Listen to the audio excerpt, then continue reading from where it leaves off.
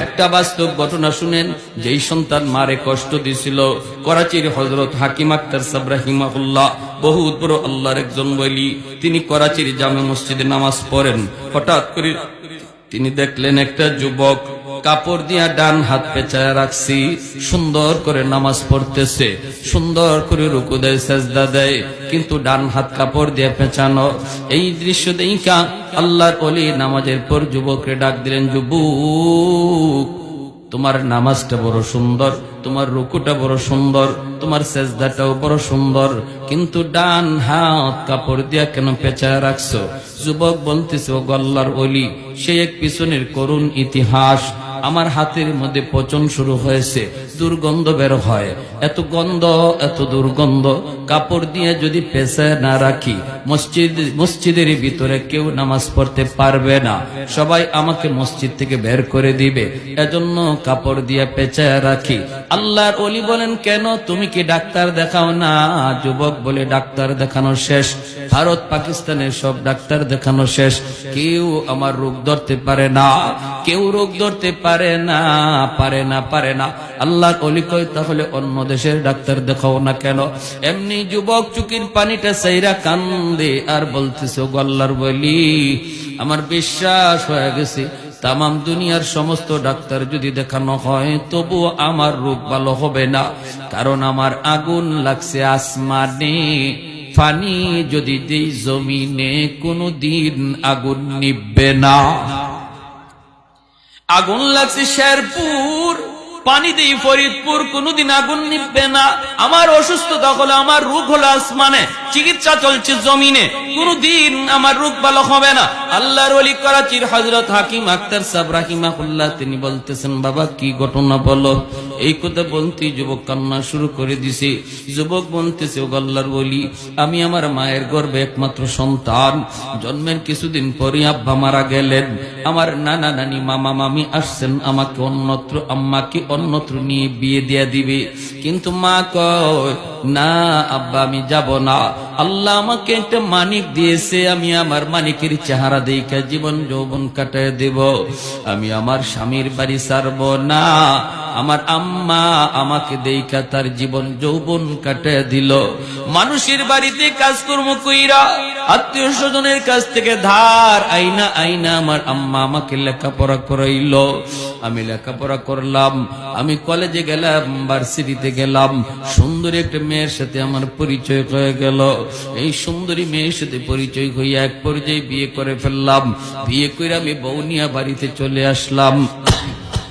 আমার মাকে আমি বিয়ের খবরটা পর্যন্ত দেই নাই, এরপর আমার মা তিনি রাগ করেন না, তিনি মান্য নিছেন, আর এতটুকু শুধু বলছেন, বাবা একটু কবর যদি দিতি তাহলে মা তো নিয়ে উঠায় নিয়ে আসতাম। ঠিক আছে বাবা, ভালোই করেছো, এই বইলে দুঃখিনী মা তিনি মাইনা নিছেন। কিন্তু আমার সুন্দরী শিক্ষিতা বউ আমার মাকে মা হিসাবে মেনে নিতে পারল না। এমন আমাদের সংসার এমন আসেনি না নাই রে ভাই, আসেনি না নাই? আজকের দিনের বউয়েরা যদি শাশুড়িকে নিজের মা মনে করত তাহলে সংসারে এত অশান্তি আসতো না। আর শাশুড়িও যদি নিজের বউটারে বউ মনে না করে নিজের মেয়ের মতো ভাবতো তাহলে সংসারে এত অশান্তি আসতো। ভাইরা বন্ধুরা, এরপরে দেখা গেল কি, ওই যুবক বলতেছে, আমি অফিস থেকে বাড়িতে যখন ঢুকি রাতের অন্ধকার, আমার কানে কানে আমার মায়ের বিরুদ্ধে আমার বউ আমার কানে কানে আমার মায়ের বিরুদ্ধে নালিশ দেয়, কান ফোড়া দেয়। আমার কান শুধু বাড়ি করে বাড়ি করে বাড়ি করে বাড়ি করে বাড়ি করে। আমি তো দুর্বল, মহব্বত করে ভালোবেসে বিয়ে করেছি, এজন্য আমি আমার বউয়ের প্রতি দুর্বল হইয়া মার রুমে ঢুইকা মারে বকাবকি করলাম। প্রথম রাতে বকাবকি করলাম। মা কইতেছে, বাজান আমি কিছু বলি নাই, যা কইছে তোর বউয়ে কইছে। কিন্তু এরপরও মায়ের কথা বিশ্বাস করলাম না, বউয়ের কথা বিশ্বাস করলাম। ও আমার ভাইরা রে যুবক, যদি নিজের জীবনের সাথে মিলে যায়, আল্লাহর দোহাই কথাটা দিল দিয়া গ্রহণ করো। কাউকে উদ্দেশ্য নিয়ে কিছু বলতে আসি নাই। এসে যে কথাগুলি বলে যায় জানি না কার জীবনে পড়ে যায়, তওবা করে এখান থেকে উঠবা, চোখের পানি জড়ায় উঠবা, নতুবা জিন্দগি আল্লাহ দুনিয়া তো বরবাদ করে দিবে, আখিরাত তো কোনো কুল কিনারা খুঁজে পাবা না। সাগরে হাবুডুবু খাওয়া একজন মানুষ যেমন ভাবে কোনো কিছু কুল কিনারা পায় না, যেই সন্তানের উপরে মার কষ্ট, বাবার কষ্ট, সেও তার জিন্দগির আর গোটা জীবনটার ভিতরে সাগরে পড়া হাবুডুবু মানুষটার মতোই শুধু ঘুরবে, কুল কিনারা খুঁজে পাবে না রে যুবক, কুল কিনারা খুঁজে পাবে না। ভাইরা বন্ধুরা, ওই যুবক বলতেছে গল্লার বলি, প্রথম রাত গেল আমি বকাবকি করলাম, দ্বিতীয় রাতে আইসেই আমি মার গায়ে হাত উঠাইয়া ফেললাম।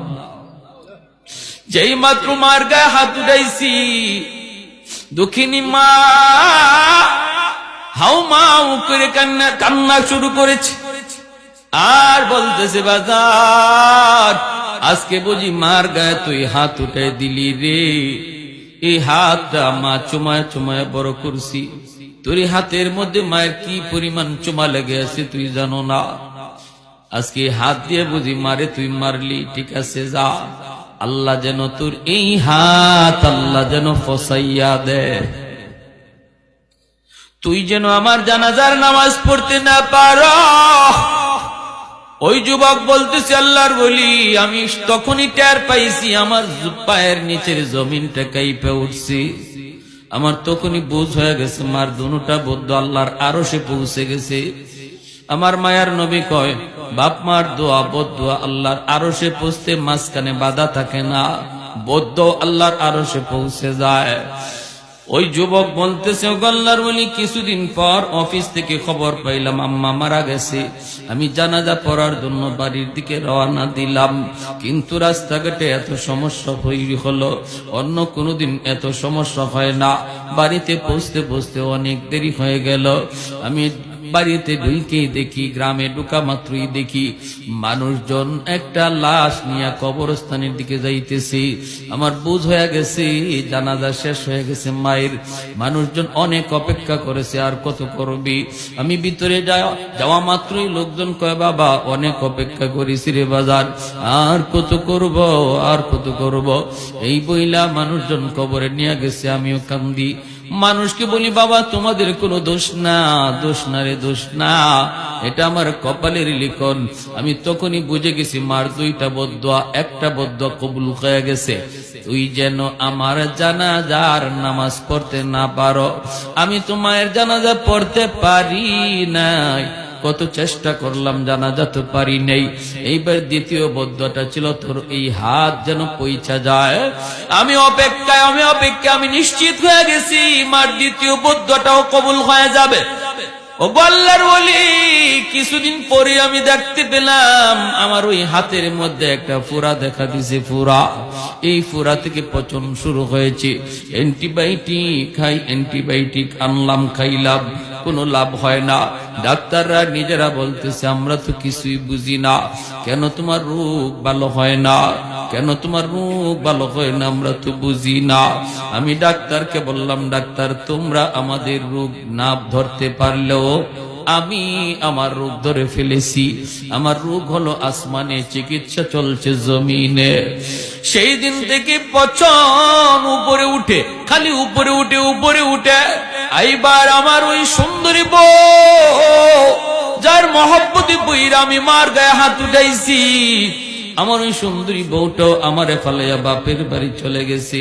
মানুষজন আমাকে বাড়ি থেকে বের করে দিয়েছে, আত্মীয় স্বজন আমাকে বের করে দিয়েছে।